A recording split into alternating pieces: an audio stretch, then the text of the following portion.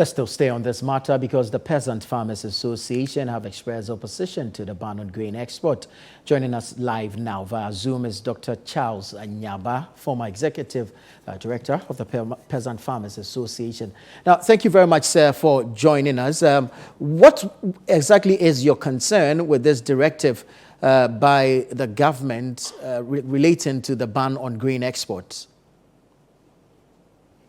Thank you. Good morning. Let me say good morning to the listeners. I just picked some few terms used by the defense minister, which I would like to draw the attention of everybody here. One, if you say something is being smuggled, it means somebody is taking something that doesn't belong to him and trying to give it to a different person or sell it to a different person. If I produce my grain with my own money, which is not subsidized by government, I bought the inputs not produced by government, but outside Ghana with my own money, and I choose to sell it elsewhere to make me remain in business. You cannot call that smuggling. So that term, I don't think is an appropriate term to use. And now our concern has to do with the approach of the whole term. We thought that government could have done better consultation with us. If I say with us, I mean the farmers. In the first place, we are the victims and we are the beneficiaries of this intervention that government is making.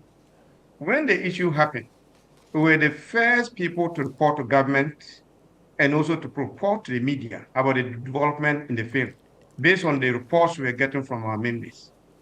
Last 2 years, similar decisions were taken by government by restricting movement of the same commodities, maize, soybeans, and rice. What is the impact?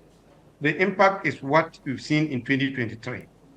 This is because when that happened, we drew government attention that, look, if you put a ban in place without putting a measure to ensure that farmers are able to sell their produce at a price that will give them break even or to make at least some margin of profit to be able to remain in business, the subsequent years, farmers will be discouraged from going into production. Government never listened.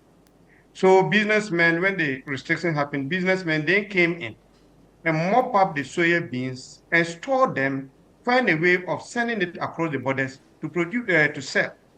At the time they were mopping it, the prices they offered were far, far lower than the prices that farmers to sell to be able to break even. But because farmers were constrained, they had to pay for loans that they took to produce. They have to give it out at that price. Very well. Now, this year, what is happening? When we started production, costs really went high because of the exchange rate differential.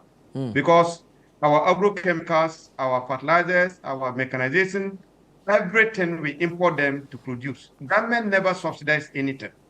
So if at that point we face drought, and then government said because of that, we the producers should suffer, so that they will restrict and give us any price to retain the produce in Ghana, I don't think it is the right way to go.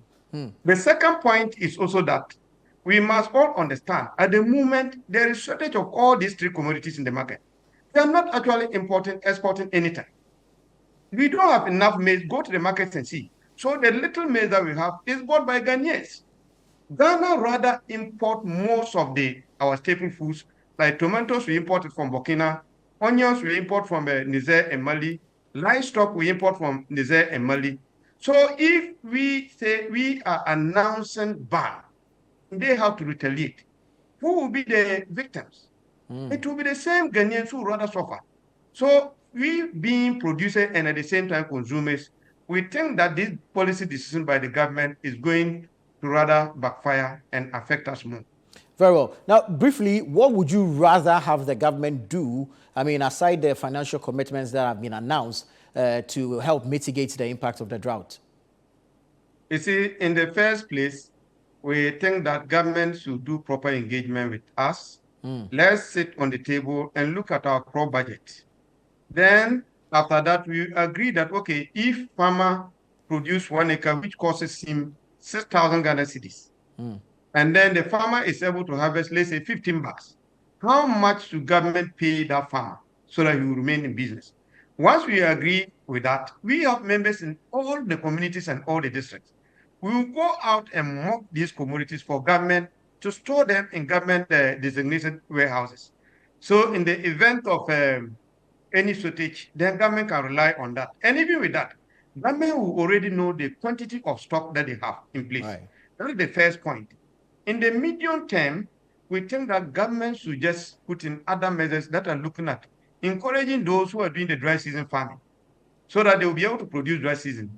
You travel to most of these communities, you see the youth struggling to get water pumping machines, solar pumping machines, drilling their own small boreholes to do the dry season farming. It is the same approach that our neighbors, Burkina Faso, are using. So if we quickly send part of the intervention to reach out to these people, we'll be able to contribute to the little that we'll harvest and ensure that we increase our buffer stock. Very well. Thank you very much, Doc, and we wish you well.